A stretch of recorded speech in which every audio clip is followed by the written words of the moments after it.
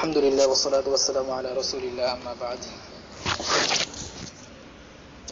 আজকে একটা হাদিসের তাহকিক এবং এই সংক্রান্ত দুই একটা বিষয় নিয়ে কথা বলবো। সেটা হচ্ছে তাশাহুদের মধ্যে আঙ্গুল নাড়ানো হবে কিনা এই বিষয়ে রাসূল করিম সাল্লাল্লাহু আলাইহি ওয়াসাল্লাম থেকে দুই ধরনের হাদিসই পাওয়া যায়।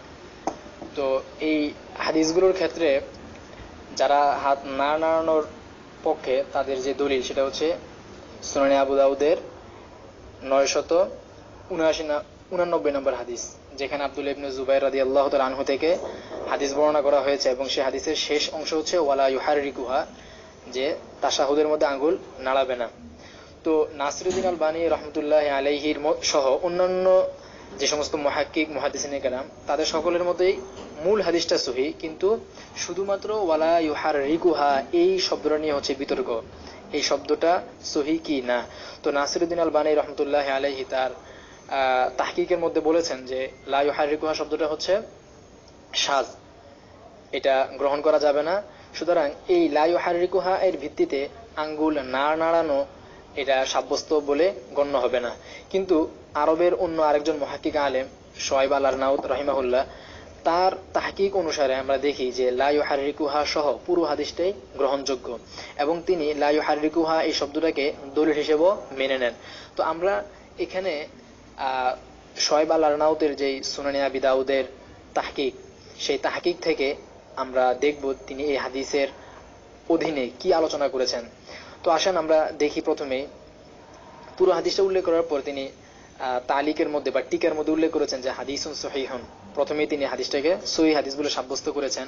তারপরে মূল হাদিসের সনদের যে তিনজন রাবি ইবনে জুরাইজ, তারপরে মুহাম্মদ ইবনে আজলান, এদের ব্যাপারে তিনি বলছেন, ইবনে জুরাইজের ব্যাপারে তিনি বলছেন যে ইবনে জুরাইজ যদিও মুদাল্লিস রাবি, মাঝে মাঝে তিনি তাদলিস করতেন, কিন্তু এই হাদিসটাই সুনানে নাসাইতে বর্ণিত হয়েছে এবং সেখানে ইবনে জুরাইজ থেকে সরাসরি তাহদিস থাকার কারণে, মানে স্পষ্টভাবে কার কাছ থেকে তিনি শুনেছেন সেটা বর্ণনা করার কারণে তার তাদলিসটা আর এখানে কোনো ক্ষতিকর কোনো বিষয় রয় নাই।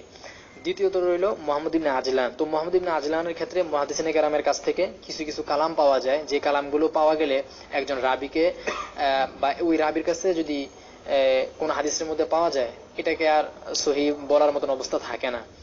তো এই ক্ষেত্রে যেটা ঘটেছে যে এই হাদিসের সম্বন্ধে যদিও মুহাম্মদ ইবনে আজলান আছে, কিন্তু শুআইব আল-আরনাউত বলছেন যে কত্তু বিআ, যে ওয়া ইন কানা ফিহি কালামুন ইয়াহুত্তুহু আন রুতবাতিস সহিহ কত্তু বিআ, যে মুহাম্মদ ইবনে আজলান যদিও এমন একজন রাবি যার ব্যাপারে এমন কিছু কালাম পাওয়া যায় মুহাদ্দিসিনে কেরামের কাছ থেকে, যে কালামগুলোর কারণে সে যেই সনদের মধ্যে থাকে সেই সনদটি সহিহ সনদ থেকে আরো নিচে নেমে যায়, মানে সহিহ সনদ থেকে সেটা হাসান অথবা জয়ীফে পরিণত হয়। কিন্তু যেহেতু মুহাম্মদ ইবনে আজলানের মুতাবাআত পাওয়া যাচ্ছে, তার সমর্থনে আরো অনেক সনদ বর্ণিত হয়েছে, ফলে মুহাম্মদ ইবনে আজলানের এই দুর্বলতাও এখানে তেমন একটা ক্ষতিকর নয়।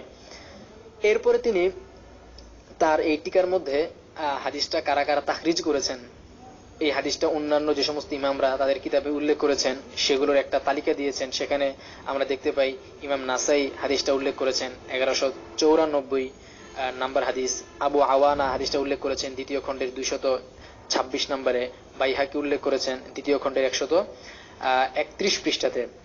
তো যাই হোক, মূল বিষয় হচ্ছে যে এই হাদিসটি অন্যান্য আরো অনেক ইমামরা আরো অনেক সনদে হাদিসটা উল্লেখ করেছেন, এই হাদিসের আরো অনেক মুতাবাআত পাওয়া যায়, এর সমর্থন পাওয়া যায়।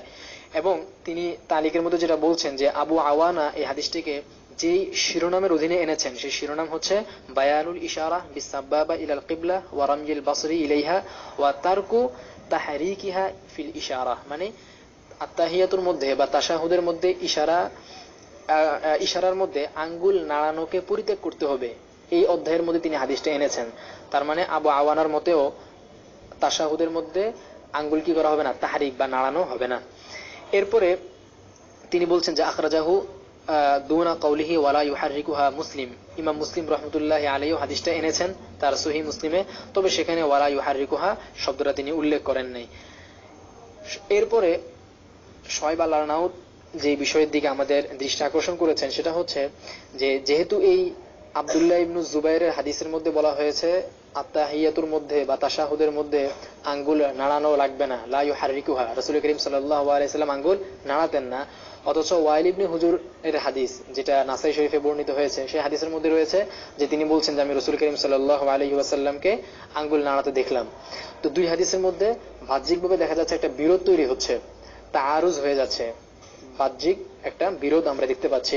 তো শুআইব আল-আরনাউত তার তাহকিকের মধ্যে বলছেন যে ওয়ালা ইউআরিজু হাযাল হাদিসা হাদিসু ওয়াইল ইবনে হুজর ইনদা নাসাই, যে নাসাই শরীফে ওয়াইল ইবনে হুজর এর থেকে যে হাদিসটি বর্ণিত হয়েছে, এই হাদিস সে হাদিসের বিরোধী হবে না। কেন হবে না? এর কারণ উল্লেখ করতে গিয়ে তিনি যে কথাটা উল্লেখ করেছেন সেটা হচ্ছে যে ওয়াইল ইবনে হুজুরের হাদিসের মধ্যে যে কথাটা রয়েছে যে ফারাআইতুহু ইউহাররিকুহা ইয়াদউ বিহা, অর্থাৎ রাসূল করিম সাল্লাল্লাহু আলাইহি ওয়াসাল্লামকে তিনি আঙ্গুল নাড়াতে দেখেছেন দোয়া করার সময়। এই শব্দটা হচ্ছে লফজাতুন শাযজাতুন, এটা হচ্ছে শায একটা শব্দ, অর্থাৎ বিচ্ছিন্ন, শব্দটা বিচ্ছিন্ন। অন্য মুহাদ্দিসিনে কেরাম এই এতটুকু শব্দ উল্লেখ করেন নাই। ইনফারাদা বিহা যায়েদ ইবনে কুদামা মিন বাইনি আসহাবি আসিম ইবনে কুলাইব, এই যে যায়েদ ইবনে কুদামা তার যে শায়েখ, যার কাছ থেকে তিনি হাদিসটি বর্ণনা করেছেন, তার শায়েখের নাম হচ্ছে আসিম ইবনে কুলাইব। তো আসিম ইবনে কুলাইব এই অনেক ছাত্র ছিলেন। তো তার অনেক ছাত্রদের মধ্যে কোন ছাত্রই কি করেন নাই এই শব্দটা যে রাআইতুহু ইউহাররিকুহা ইয়াদউ বিহা এটা উল্লেখ করেন নাই, শুধুমাত্র যায়েদা ইবনে কুদামাই উল্লেখ করেছেন। আমরা যদি দেখি তো দেখতে পাবো যে আসিম ইবনে কুলাইবের যারা ছাত্র ছিলেন তাদের মধ্যে সুফিয়ান ইবনে উয়াইনা রয়েছেন, তারপরে খালিদুল ওয়াসিতি রয়েছেন, কাইস ইবনে রবিয়া আছে, সুফিয়ানে সাউরি, শুবা, এরকম আরো অনেক বিখ্যাত বিখ্যাত মুহাদ্দিসিনে কেরাম হচ্ছে আপনার এই আসিম ইবনে কুলাইবের ছাত্র। আমরা জানি যে যাদের নাম আমরা মাত্র উল্লেখ করলাম, সুফিয়ান ইবনে উয়াইনা, সুফিয়ানে সাউরি, শুবা, শুবাকে তো পুরো আমিরুল মুমিনিন ফিল হাদিস বলা হয়। এত বড় বড় মুহাদ্দিসিনে কেরাম যাদের যত্ত এবং ইতকান, স্মৃতিশক্তি, যাদের গ্রহণযোগ্যতা, আদালত, হ্যাঁ, হেফজ, এই সমস্ত ক্ষেত্রে কারো কোনো দ্বিমত নাই, সবাই তাদের ব্যাপারে একমত। এবং তারা হুফাজে হাদিস হওয়া, হাদিসের ইমাম হওয়ার ক্ষেত্রে কারো কোনো মতানৈক্য নাই, কারো কোনো কালাম নাই। এত বড় বড় ছাত্ররা থাকা সত্ত্বেও তারা কেউ কিন্তু আসিম ইবনে কুলাইব তাদের যে শায়েখ, ওই শায়েখের কাছ থেকে হাদিস বর্ণনা করার সময় এই কথাটা উল্লেখ করেন নাই যে ফারাআইতুহু ইউহাররিকুহা ইয়াদউ বিহা। শুধুমাত্র এত এত ছাত্রের মধ্যে যায়েদা ইবনে কুদামাই কি করলো, শুধুমাত্র এই এতটুকু অংশ উল্লেখ করলো। তাহলে খুব স্বাভাবিকভাবে আমরা যদি দেখি মানে একজন সাধারণ থেকে সাধারণ একজন মানুষও বলবে যে এটা অগ্রহণযোগ্য। কেন? কারণ যেখানে যায়েদা ইবনে কুদামার থেকেও আরো হাজারো গুণ শক্তিশালী রাবি, আরো হাজারো গুণ বেশি কঠিন স্মৃতিশক্তির অধিকারী রাবি শুবা, সুফিয়ান ইবনে উয়াইনা, উনারা এতটুকু অংশ উল্লেখ করেন নাই। যদি বাস্তবে এমনই হতো যে আসিম ইবনে কুলাইব তার হাদিসের মধ্যে এই শব্দটা উল্লেখ করেছেন, তাহলে আমরা তো এটা কল্পনাই করতে পারি না যে এই এতটুকু অংশ শুধুমাত্র যায়েদা মনে রাখতে পারলেন, অথচ যায়েদার থেকেও যারা আরো বেশি মারাত্মক, আরো বেশি কঠিন স্মৃতিশক্তির অধিকারী, মুখস্থ শক্তির অধিকারী, শুবা, সুফিয়ান ইবনে উয়াইনা, সুফিয়ানে সাউরি, হ্যাঁ, ওনারা কেউ এটা মনে রাখতে পারলেন না, একমাত্র যায়েদাই মনে রাখতে পারলেন। এটা তো অনেক হাস্যকর কথা, এটা কেউ মানবে না। তাহলে আমরা সুস্পষ্ট ভাবে বলতে পারি যে এটা হচ্ছে লফজাতুন শাযজাতুন, এটা হচ্ছে শায, এটা শায, এটা বিচ্ছিন্ন একটা মত, এটাকে কি করা যাবে না, গ্রহণ করা যাবে না, গ্রহণ করার কোনো সুযোগই নেই এখানে। তাহলে শুআইব আল-আরনাউত বলছেন যে ওয়াহাউলাইল আসবাতুস সিকাত মিন আসহাবি আসিম লাম ইয়াযকুরুত তাহরিক আল্লাযী ইনফারাদা বিহি যায়েদা, মানে যায়েদা এককভাবে যেই আঙ্গুল নাড়ার কথা বললেন, এই কথাটা কিন্তু অন্যান্য নির্ভরযোগ্য এবং গ্রহণযোগ্য রাবীদের মধ্যে থেকে কেউ বলেন নাই। তাহলে সুতরাং যেহেতু বলেন নাই, সুতরাং এটাকে আমরা কখনোই গ্রহণযোগ্য হিসেবে মেনে নিতে পারি না। আর এরপরে আরেকটা বিষয়ের দিকে তিনি তার তালিকের মধ্যে আমাদের দৃষ্টি আকর্ষণ করেছেন, সেটা হচ্ছে যে কদ আখতা আল আলবানী রাহিমাহুল্লাহ খাতাআন মুবায়্যানান ফি সিফাতিস সালাত, যে মানে নাসিরউদ্দিন আলবানী রাহিমাহুল্লাহ তার সিফাতুস সালাত গ্রন্থের 138 পৃষ্ঠাতে একটা সুস্পষ্ট ভুল করেছেন। ভুল আমরা অনেকেই অনেক সময় করি, অনেক মুহাদ্দিসিনে কেরামের কাছ থেকে ভুল হয়ে যায়, অনেক বড় বড় যারা হাদিসের ইমাম ছিলেন এবং কি ইমাম বুখারীর কাছ থেকে অনেক সময় রাবির নাম উল্লেখ করতে গিয়ে বা রাবির মৃত্যু সন উল্লেখ করতে গিয়ে ইত্যাদি ইত্যাদি মাঝে মাঝে ভুল টুল হয়ে যায়, কারণ মানুষ ভুলের ঊর্ধ্বে না, মানুষের ভুল হওয়াটা স্বাভাবিক। কিন্তু ভুলের কিছু ধরন থাকে, কিছু ভুল থেকে সাধারণ ভুল, কিছু ভুল থেকে মারাত্মক। তো শুআইব আল-আরনাউত বলছেন যে এখানে ভুলটা হচ্ছে একেবারে খাতাআন মুবায়্যানান, সুস্পষ্ট ভুল। কেন ভুলটা কি? ভুলটা হচ্ছে যে ফাজাআলাত তাহরিক হুয়াল আসলু ওয়া হুয়াস সুন্নাতুস সাবিত, যে শুআইব আল-আরনাউত এই নাসিরউদ্দিন আলবানী রাহিমাহুল্লাহ তার সিফাতুস সালাত কিতাবের মধ্যে তাশাহুদের সময় আঙ্গুল নাড়ানো তাহরিক যেটা, সেটাকেই তিনি আসল, মূল এবং প্রমাণিত সুন্নত বলে সাব্যস্ত করতে চেষ্টা করেছেন। হ্যাঁ, বিনাআন, এখন এই চেষ্টা করার ক্ষেত্রে উনার ভিত্তি কি, কোন দলিলের ভিত্তিতে তিনি মানে তাশাহুদের মধ্যে আঙ্গুল নাড়ানোটাকেই সুস্পষ্ট সুন্নাহ এবং আপনার মূল বিষয় হিসেবে সাব্যস্ত করে চেষ্টা করেছেন? তার ভিত্তিটা কি? তার ভিত্তিটা হচ্ছে আলা আল্লাফজাতি শাযা আল্লাতি ইনফরাদা বিহা জায়েদা। এই যে একটু আগে আমরা যে তাহকিক দেখে আসলাম যে আসিম ইবনে কুলাইবের সমস্ত ছাত্রের মধ্যে শুধুমাত্র কুলাইব মানে শুধুমাত্র জায়েদা যে একটা বিচ্ছিন্ন একটা শব্দের কথা উল্লেখ করে থাকেন, এই শায শব্দের উপর ভিত্তি করেই নাসিরুদ্দিন আলবানী রহমতুল্লাহ আলাইহি তাহরিককে আসল হিসেবে সাব্যস্ত করতে চেয়েছেন। অথচ আমরা দেখতে পেলাম যে বর্ণনাটা শায হওয়ার কারণে এটা বাতিল, প্রত্যাখ্যানযোগ্য এটা। সুতরাং এটার উপর ভিত্তি করে তাহরিককে সুন্নাহ সাব্যস্ত করার তো কোনো অর্থই হইতে পারে না, যেখানে কিনা ভিত্তিটাই অগ্রহণযোগ্য। যার উপর ভিত্তি করে আপনি এটাকে সুন্নাহ সাব্যস্ত করবেন, সেই ভিত্তিটাই তো নড়বড়ে, সেই ভিত্তিটাই তো অগ্রহণযোগ্য, পরিত্যাগযোগ্য। তাহলে এর উপর ভিত্তি করে আবার আপনি একটা বিষয়কে কিভাবে সাব্যস্ত করতে চেষ্টা করেন? একটা বিল্ডিং এর যদি মূল যে পিলার, মূল যে ভিত্তি, সেই ভিত্তি যদি ঠিক না থাকে, তো সেই পিলারের উপর ভিত্তি করে আপনি ভবন নির্মাণ কিভাবে করবেন? সম্ভবই না এটা।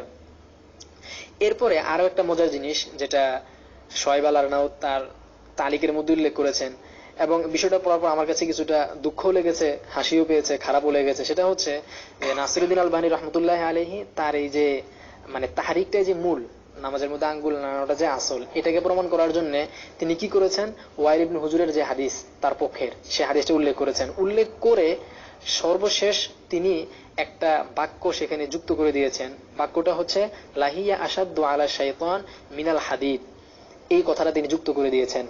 তো কথাটা তিনি যদিও তিনি বলেন নাই স্পষ্টভাবে যে এই কথাটা ওয়াইল ইবনে হুজুরের হাদিসেরই অংশ, কিন্তু তিনি উপস্থাপনাটা এমন ভাবে করেছেন, মানে ওয়াইল ইবনে হুজুরের হাদিস বর্ণনা করার ঠিক পরপরই তিনি এই কথাটা নিয়ে এসেছেন, যেটা দেখে সাধারণ একজন পাঠকের মনে হবে, যার আগে থেকে বিষয়টা জানা নাই, আগে থেকে তাহকিক নাই, একজন সাধারণ পাঠক, তো তার কাছে প্রথম দৃষ্টিতে পড়ার সময় মনে হবে যে এই বাক্যটাও মনে হয় ওয়াইল ইবনে হুজুরের হাদিসের শেষ অংশ। হ্যাঁ, যে ওয়াইল ইবনে হুজুরের হাদিসের মধ্যে বলা হয়েছে যে রাসূল করিম সাল্লাল্লাহু আলাইহি ওয়াসাল্লামকে তিনি আঙ্গুল নাড়াতে দেখেছেন, এবং রাসূল করিম সাল্লাল্লাহু আলাইহি ওয়াসাল্লাম বলেছেন যে এই আঙ্গুল নাড়ানোটা হচ্ছে আপনার শয়তানের জন্য খুবই কষ্টকর একটা বিষয়, যেটা একজন পাঠকের স্বাভাবিকভাবে পড়ার সময় এমনটাই মনে হবে যে ওয়াইল ইবনে হুজুরের হাদিসের মধ্যেই রাসূল এমনটা বলেছেন আঙ্গুল নাড়ানোর ব্যাপারে। অথচ মজার বিষয় হচ্ছে যে হাদিসের এই অংশটা কিন্তু ওয়াইল ইবনে হুজুরের হাদিসের শেষ অংশ নয়, বরং এটা হচ্ছে অন্য আরেকটা হাদিসের অংশ। এটা হচ্ছে অন্য আরেকটা হাদিসের অংশ। শোয়েব আল-আরনাউত বলছেন যে ওয়াহাজা ইউহিমু, তিনি বলছেন যে সুম্মা ইন্নাহু আতবাআ কাওলাহু কানা রাফাআ ইসবাহু ইউহাররিকুহা ইয়াদউ ওয়া ইয়াকুল লাহিয়া আশাদ্দু আলা শাইতান মিনাল হাদিদ, যে নাসিরুদ্দিন আল-বানী ওয়াইল ইবনে হুজুরের হাদিস উল্লেখ করার পর এই কথাটাও যুক্ত করে দিয়েছেন যে আল্লাহ রাসূল সাল্লাল্লাহু আলাইহি ওয়াসাল্লাম না ইবনে ওমর রাদিয়াল্লাহু তাআলা আনহু রাফা ইসবাহু ওয়া ইউহাররিকুহা ইয়াদউ ওয়া ইয়াকুল, যে মানে আঙ্গুল উত্তোলন করে নাড়াইতে নাড়াইতে বললেন যে লাহিয়া আশাদ্দু আলা শাইতান মিনাল হাদিদ।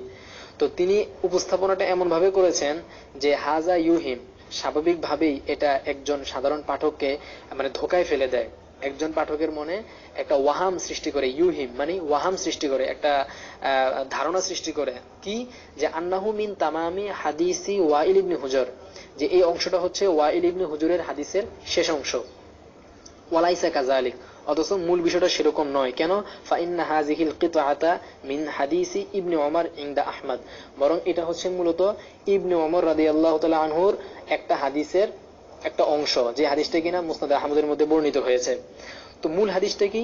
পুরো হাদিসটা আমরা লক্ষ্য করি, পুরো হাদিসটা শোয়েব আল-আরনাউত তার তালিকের মধ্যে তুলে ধরেছেন। পুরো হাদিসটা হচ্ছে কানা ইবনু ওমর ইযা জালাসা ফিস সালাত, ইবনে ওমর রাদিয়াল্লাহু তাআলা আনহু যখন নামাজের মধ্যে বসতেন, ওয়াদআ ইয়াদাইহি আলা রুকবাতাইহি, তিনি তার দুই হাত হাঁটুর উপর রাখতেন, এবং ওয়া আশারা বি আসবাইহি, এবং তিনি আঙ্গুল দিয়ে ইশারা করতেন, ওয়া আতবাহা বাসারাহু, এবং সেদিকে তিনি দৃষ্টি দিতেন। সুম্মা ক্বালা, এরপরে তিনি বলতেন যে ক্বালা রাসূলুল্লাহ সাল্লাল্লাহু আলাইহি ওয়াসাল্লাম, যে রাসূল করিম সাল্লাল্লাহু আলাইহি ওয়াসাল্লাম ইরশাদ করেছেন, লাহিয়া আশাদ্দু আলা শাইতান মিনাল হাদিদ, যে এইভাবে করাটা এটা শয়তানের জন্য অনেক কষ্টকর। আসাধ্য আলা শাইতান, শয়তানের জন্য অনেক বেশি কঠিন, অনেক বেশি ভারী, মিনাল হাদিদ, লোহার থেকেও।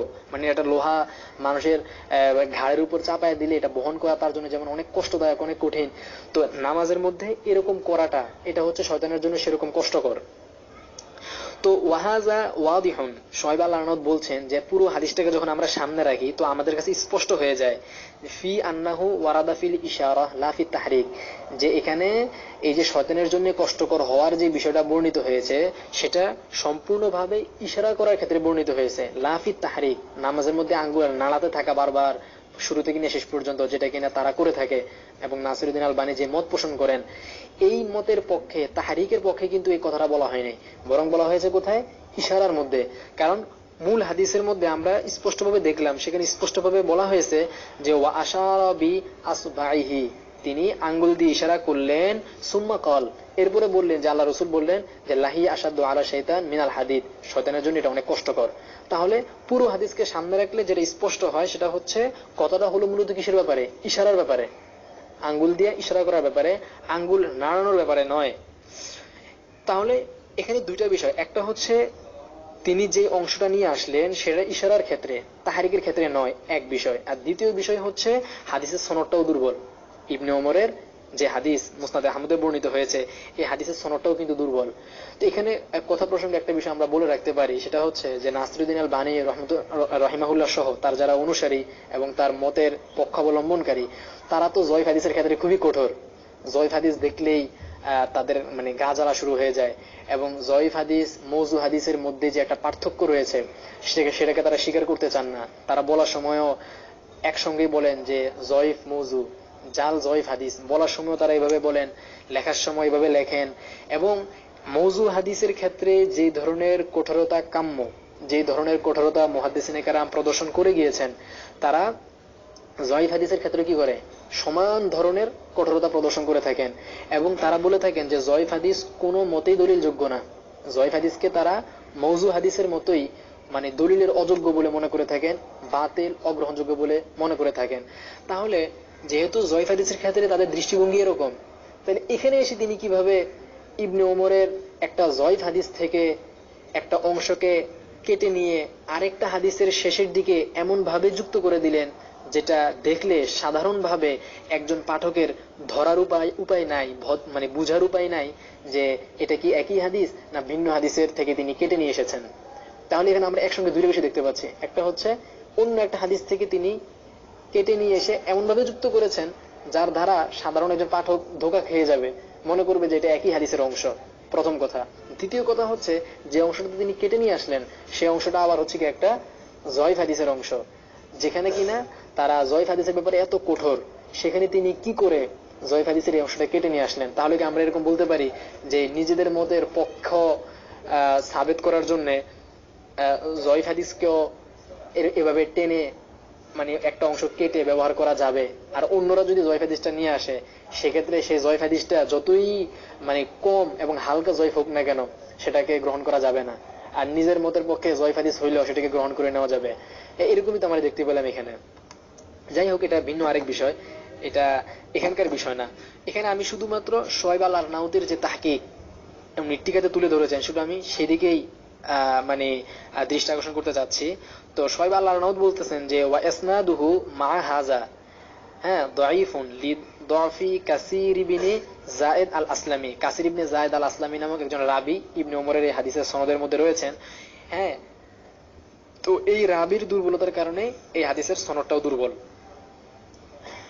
আচ্ছা, এরপরে আরো একটা মজার বিষয়ের দিকে শুআয়ব আল-আরনাউত তার তালিকের মধ্যে উল্লেখ করেছেন, সেটা হচ্ছে কদ কাওয়ালাল ইমাম আহমদ মা লাম ইয়াকুল, যে অনেকে ইমাম আহমদ ইবনে হাম্বলের উপর এমন একটা কথা মানে চাপিয়ে দিতে চান যেটা ইমাম আহমদ ইবনে হাম্বল বলেন নাই, তিনি বলেন নাই কিন্তু তার উপরে তারা এটা চাপা দিতে চায়, আরোপ করতে চায়। কথাটা কি?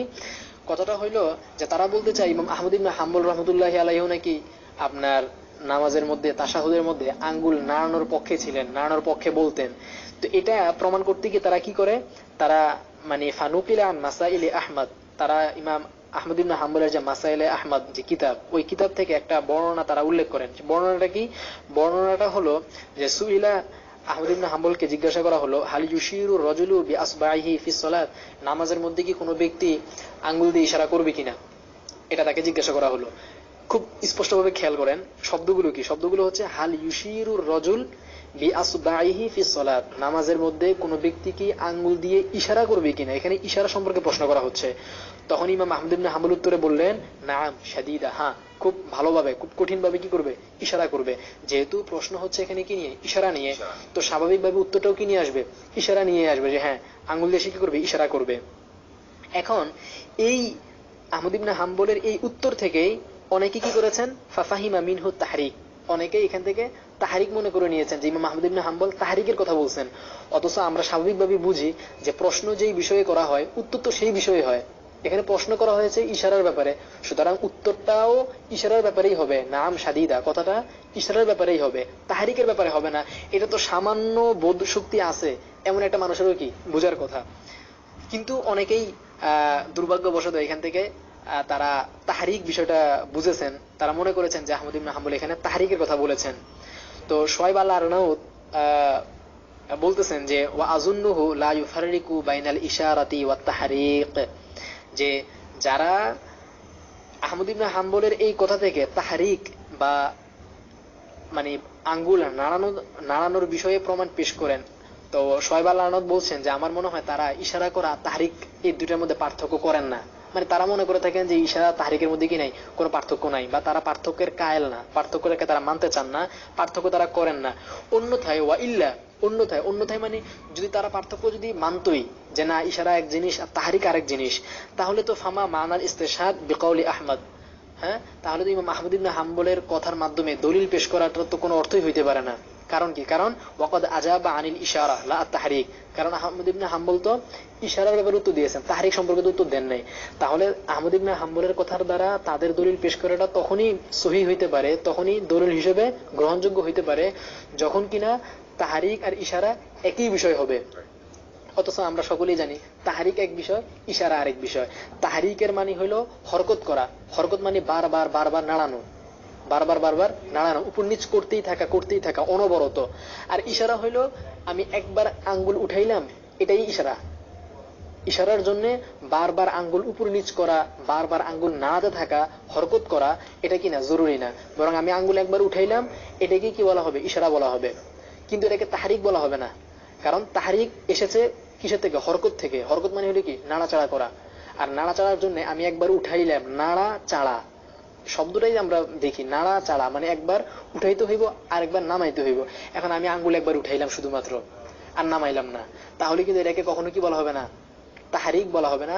কারণ এখানে হরকত পাওয়া যায় নাই, নাড়াচাড়া পাওয়া যায় নাই, শুধু নাড়া পাওয়া গেছে, নাড়াচাড়া দুইটা একসঙ্গে পাওয়া যায় নাই।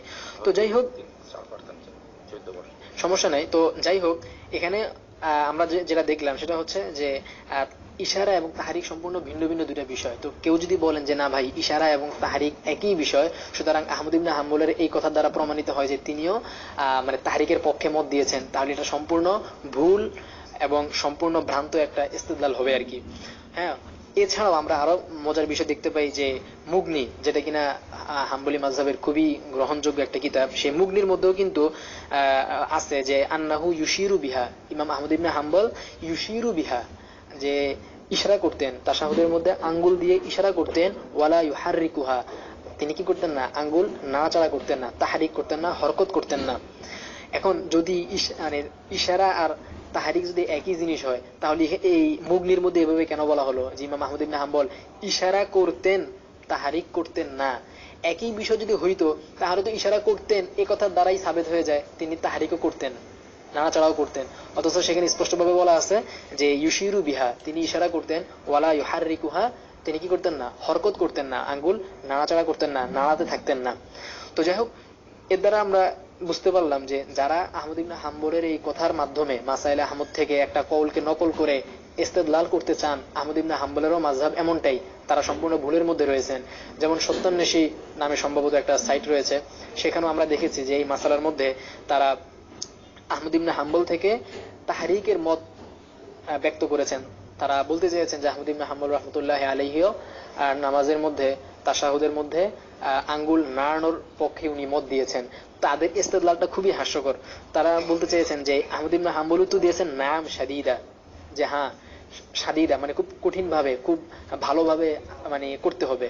তো তারা বলতে চান যে শাদীদ ইশারা করতে হইলে অবশ্যই বারবার নাড়াইতে হইব, কারণ বারবার যদি না নাড়ায় তাহলে সেটা শাদীদ হয় না। এটা খুবই হাস্যকর কথা। কেন?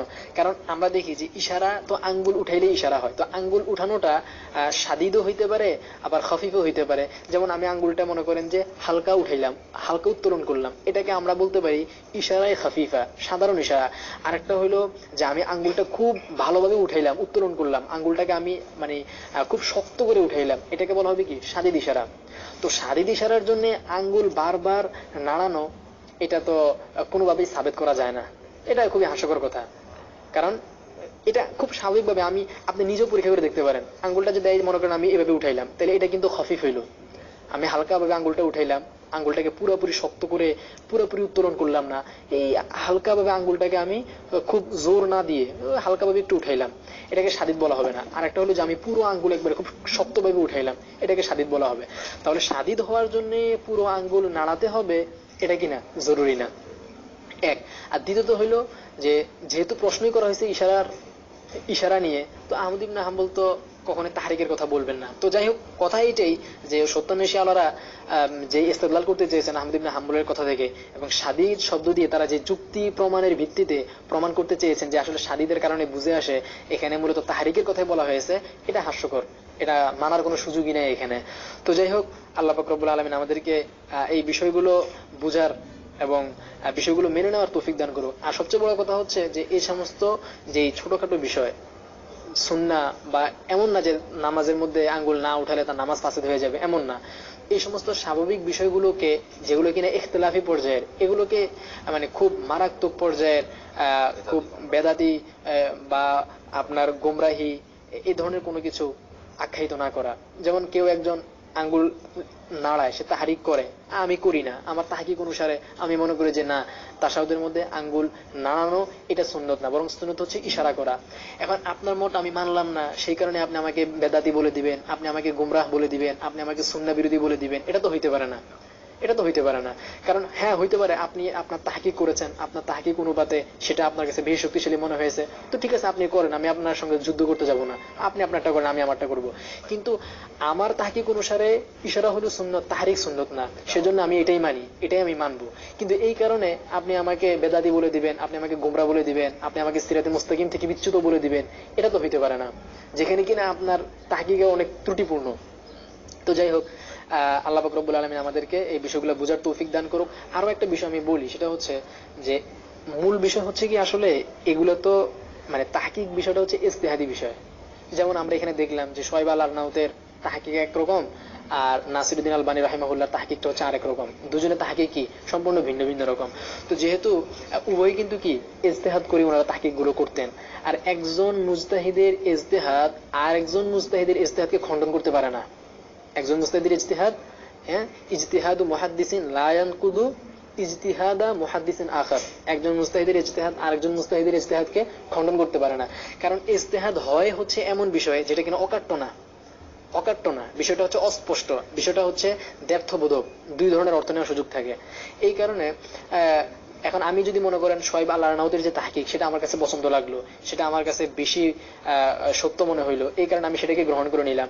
তো এই কারণে আপনি আমাকে গুমরাহ বা বেদাতি বলে দিবেন, বা সুন্নাহ বিরোধী বলে দিবেন, বা আমি সুন্নাহ পথে নাই এরকম বলে দিবেন, এটা তো হইতে পারে না। এটা মানে সালাফে সালেহিনের তরিকাও না, এটা মানে রাসূল করিম সাল্লাল্লাহু আলাইহি ওয়াসাল্লামের যেই মানে তরিকা সুন্নাহ, সেটাও না। তো আল্লাহ পাক রব্বুল আলামিন আমাদেরকে এই সমস্ত বাড়াবাড়ি থেকে বেঁচে থাকার তৌফিক দান করুক, এবং এই বিষয়গুলোকে খুব ভালোভাবে বুঝার, এবং এই বাড়াবাড়ি এবং কঠোরতা থেকে বেঁচে মূল যে সুন্নাহগুলো এগুলো মানার এবং বেশি বেশি ইলম অর্জন করার তৌফিক দান করুক। ওয়া আখিরু দাওয়ানা আলহামদুলিল্লাহি রাব্বিল আলামিন। আসসালামু আলাইকুম ওয়া রাহমাতুল্লাহি ওয়া বারাকাতুহু।